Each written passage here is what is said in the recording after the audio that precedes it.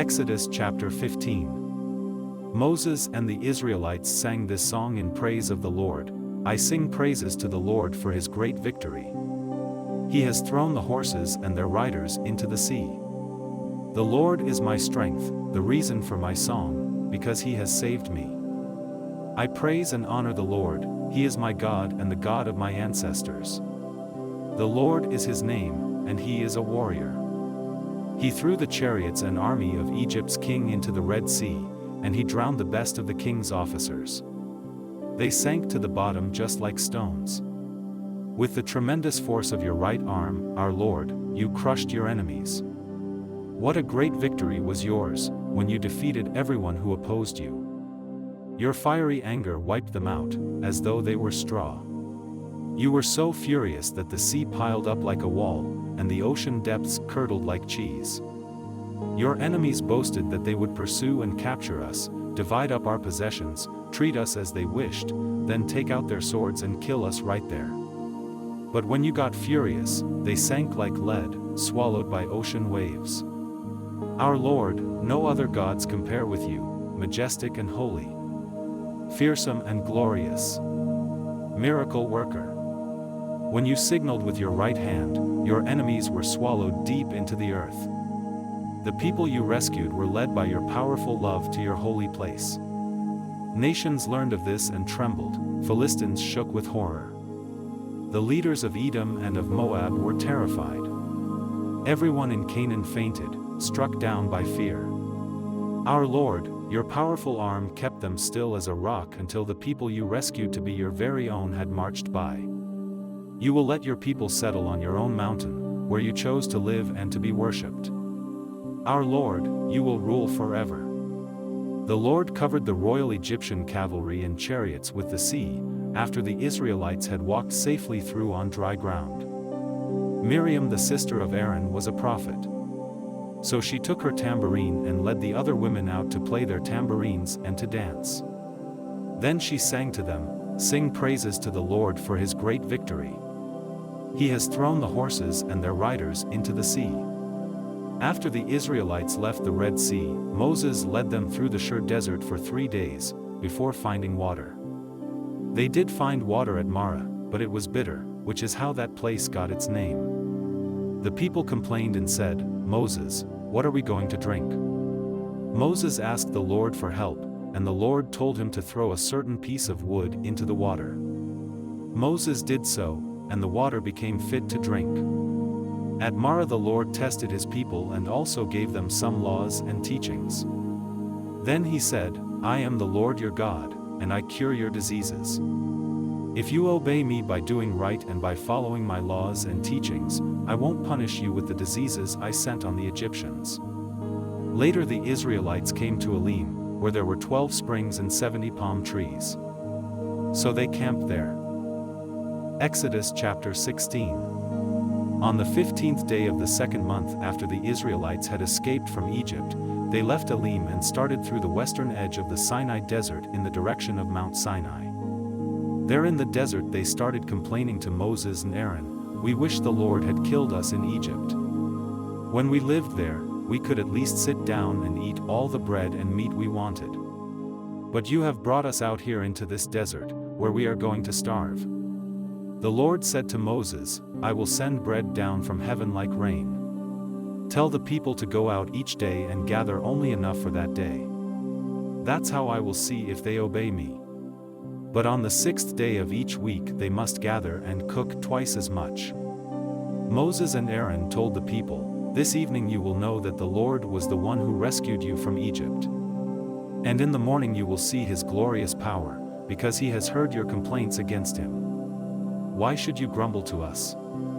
Who are we?"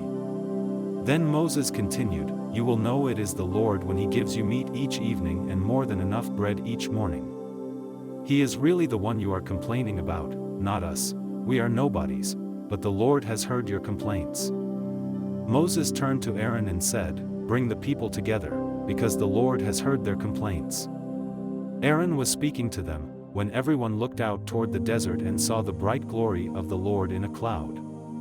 The Lord said to Moses, "I have heard my people complain. Now tell them that each evening they will have meat and each morning they will have more than enough bread.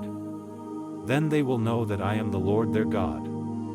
That evening a lot of quails came and landed everywhere in the camp, and the next morning dew covered the ground. After the dew had gone, the desert was covered with thin flakes that looked like frost. The people had never seen anything like this, and they started asking each other, "What is it?" Moses answered, "This is the bread that the Lord has given you to eat.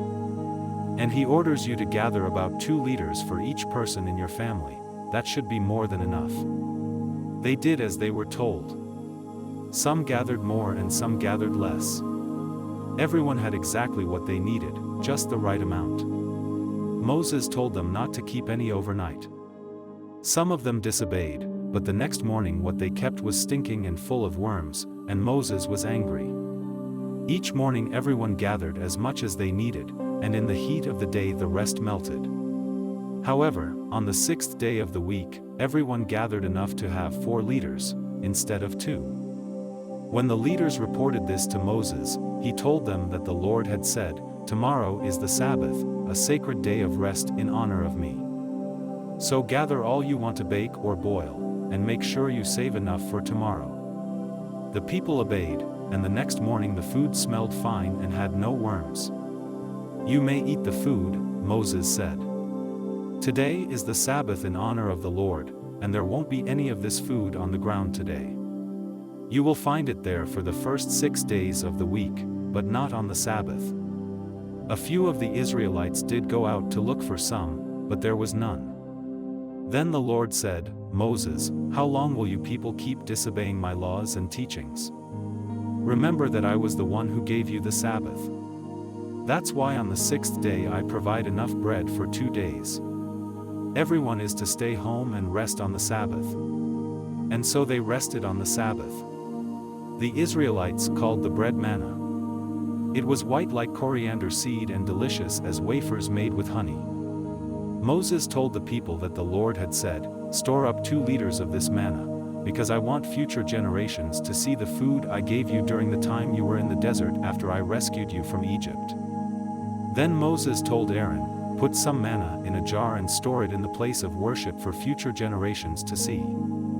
Aaron followed the Lord's instructions and put the manna in front of the sacred chest for safekeeping. The Israelites ate manna for 40 years, before they came to the border of Canaan that was a settled land.